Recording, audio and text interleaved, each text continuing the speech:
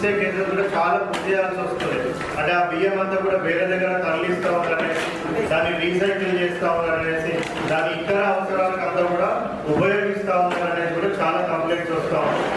కౌడిపల్లి కూర్చోడం, శిల్పించడం ఇవన్నీ కూడా చేసుకొని ఈరోజు మనము ఎల్లూరు మండలంలో కూడా మనం ఈరోజు మీటింగ్ పెట్టుకుంటా ఉన్నాం.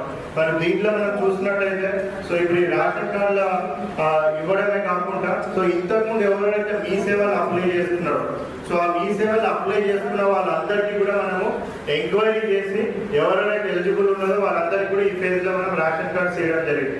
మనకు కొత్త రేషన్ కార్డ్స్ జిల్లా వ్యాప్తంగా కూడా ఇవ్వడం జరుగుతూ ఉంది. అదేవిధంగా సో మొత్తం మెంబర్ అడిషన్స్ అంటే కొత్తగా ఎవరైనా పెళ్లి చేసుకొని వచ్చినట్టయితే మరి వాళ్ళని ఆ కార్డులో ఇంక్లూడ్ చేయడం, అదేవిధంగా కొత్తగా పిల్లలు పుట్టినట్టు ఎవరైనా అయితే మరి వాళ్ళని ఆ కార్డులలో ఇంక్లూడ్ చేయడం. సో ఈ విధంగా ఆ కుటుంబంలో ఉన్న ఆ కార్డులలో ఇంక్లూషన్ సో అవి మనం చూసుకున్నట్టయితే మెంబర్ అడిషన్స్ కూడా సుమారుగా 34,000 మందికి కూడా మెంబర్ అడిషన్స్ చేయడం జరిగింది. మరి 34,000 కొత్తగా వచ్చిన 9,964 కార్డులు ఇవన్నీ కలుపుకుంటే సుమారుగా 45,000 కార్డులు 45,000 కుటుంబాలకు మనం లబ్ధి చేకూర్చే విధంగా ఈ కొత్త రేషన్ కార్డులు ప్లస్ మెంబర్ అడిషన్స్ అనేది చేయడం జరుగుతూ ఉంది. ఇవ్వలేదు మరి వాళ్ళు ఎప్పుడు ఇస్తారని కూడా చాలా మంది అడుగుతూ ఉన్నారు.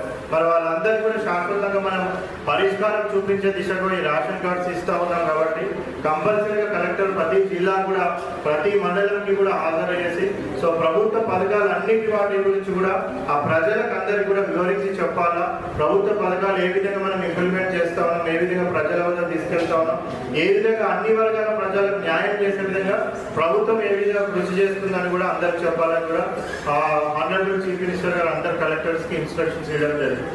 రేషన్ కార్డు లేకపోతే మనకు ప్రభుత్వం నుంచి వచ్చేటువంటి ఏ పథకం కూడా కాదు.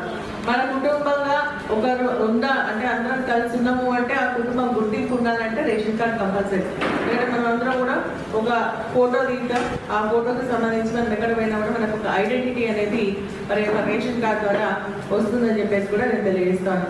ఇది నిరంతరమైన ప్రక్రియ, ఒక రోజు ముగిసేటువంటి ప్రక్రియ కాదు. ఎందుకంటే ఈ రోజు మామూలు కుటుంబంలో ఉండొచ్చు, రేపు పెళ్లి కావచ్చు, ఎల్లుండి ఆయన వేరుగా ఉండొచ్చు, ఆయన సపరేట్ రేషన్ కార్డు కావాలని అనుకోవచ్చు. ఒక రోజుతో ముగిసేటువంటి ప్రక్రియ కాదు. కాబట్టి ఎప్పుడు సోదరి లక్ష్మి